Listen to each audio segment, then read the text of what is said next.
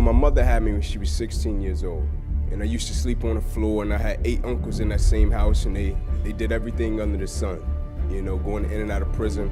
And my mother, she worked at Wendy's, and she would get off work at Wendy's, and I would be about the last kid sitting in the park, and I would be waiting on my mother, because I didn't want to go home, because, every other day or every other week, our front door would get kicked in because my uncles, they sold drugs. So every opportunity I got in solitude to cultivate a vision for my life, I took advantage of it. And one night, my mother came into the park, and I walked off the field, and I said, "Can you please introduce me to my father?" Because I played every sport, and every sport I played, we had to show our birth certificates. And so every time I pulled out my birth certificate, I would always see my mother's name, but I never saw my father's name, and so it bothered me. And so she said, "Sure." And so my first encounter with my father, I shook his hand. I said, "Hey, man, how you doing?" He said, "Hey, little man." He said, "Man, I heard you could really play sports." I said, "Thanks. I heard you can too." I said, "But here's what I need you to do for me. I need you to pick me up every Friday night, work me out every Saturday morning, and you can take me back home after that. I don't need any money. I don't need any clothes. I just need to make it to the NFL so I can help my mother and my grandmother. Can you do that?" He said, "Yeah, I got you." And so he picked me up one Friday night. The first Saturday morning, he shakes me. It's 4 a.m. in the morning. I wake up, I'm wiping the cold out of my eyes. He said, "Little man, you say you wanted it, right?" I said, "Yes, sir." He said, "Get up. We're running 2 miles to this fire station, 2 miles back home." I said, "Okay, let's do it." And so he walks by me and he busted a U-turn and he looked up at me. He said, "Son," I said, "Yes, sir." He said, "I want you to pull that other person outside of you today."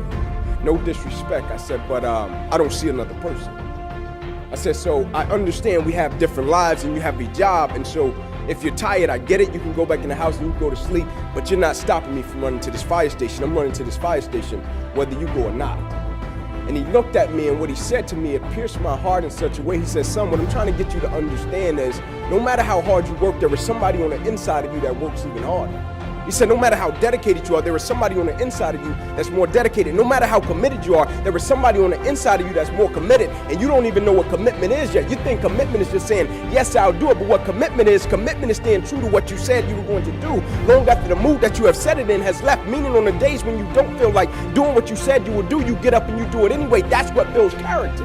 And he said, "I need you to understand the concept that there's another person on the inside of you, because one day in your life you will face something that's a lot tougher than you, and your strength and your drive and your commitment and your work ethic won't do it. You will have to realize that it's something on the inside of you that's greater than anything that life can throw at you." And immediately I got it. And so when my life changed, not only did my football career end, I got a paralyzed right arm and hand behind me. Life changed overnight.